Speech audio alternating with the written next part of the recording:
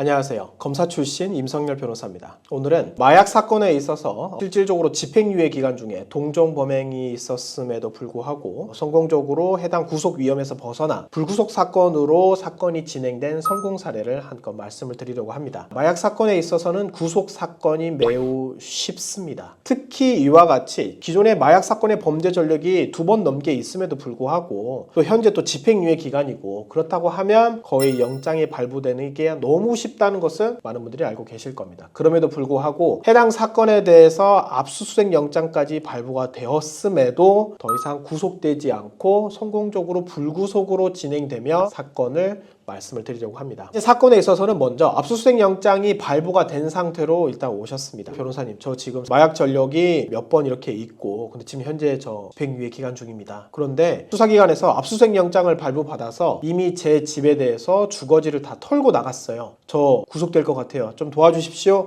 라고 오셨고 수사관님께 연락을 드렸습니다. 현재 수사 상황이 어떤 방향으로 어떻게 이루어지는지 확인하는지가 첫 번째입니다. 실질적으로 수사기관은 마약 사건의 특성상 1대1 형식으로 많이 이루어지고 있기 때문에 이 사람을 통해서 그 윗선이 있고 그 윗선에는 그 위에 중간책과 총책과 모두 다 연관이 되어 있다는 것을 알고 있습니다. 마약 사건의 특성상 매우 찾기가 어렵고 그 위에 다른 사람들이 어떻게 연관되어 있고 결국에는 이 마약 사건을 국가에서 이 사회에서 뿌리 뽑을 수 있는지 여부가 매우 중요합니다. 따라서 수사기관과 사실 협조를 해서 현재 어떠한 목표를 통해서 저희 의뢰인을 전국적으로 구속시키고 여기에 대해서 뿌리 뽑고자 하는 것을 먼저 확인을 하고 그와 같은 수사 상황을 만약 확인을 했다거나 한다면 이제 어떻게 협조할 수 있는지가 확인이 되겠죠. 그 관련 내용에 있어서 이제 어떤 내용에 대해서는 저희가 상황을 보고 현재 범죄까지는 저희가 전부 다 인정하고 단 하나도 다투지 않고 전부 자백합니다. 그렇지만 현재 이런 추가적인 혐의에 있어서는 억울한 부분이 있습니다. 여기에 대해서는 고려를 해주십시오 라고 거기에 대한 정확한 판단도 중요하겠죠. 어떤 수사 상황이 진행되고 있는지 이 전체 그림을 현재 판단을 해야 되고 두 번째로는 현재 당사자의 의뢰인에게 어떠한 수사 혐의가 적용이 되고 있는지 여기 내부에서도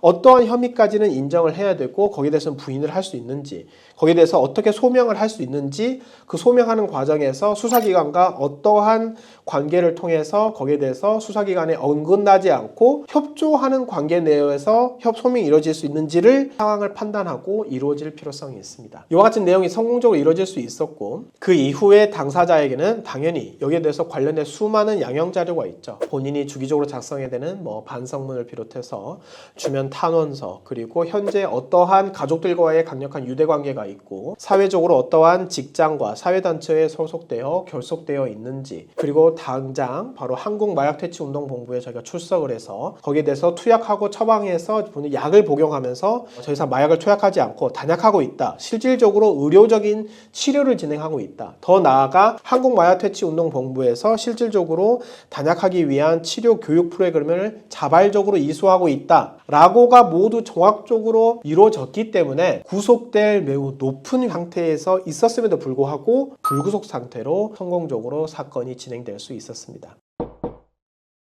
현재 본인이 마약 사건으로 수사선상에 이루어져 있고 마약에 본인이 또 마약 전과가 있고 여기에 대해서 전문적으로 구체적으로 대응할 필요가 있다라고 하신다면 언제든지 저희 법무법인 A파트로 연락을 주시면 저희가 신속하게 도움을 드릴 수 있도록 하겠습니다. 감사합니다.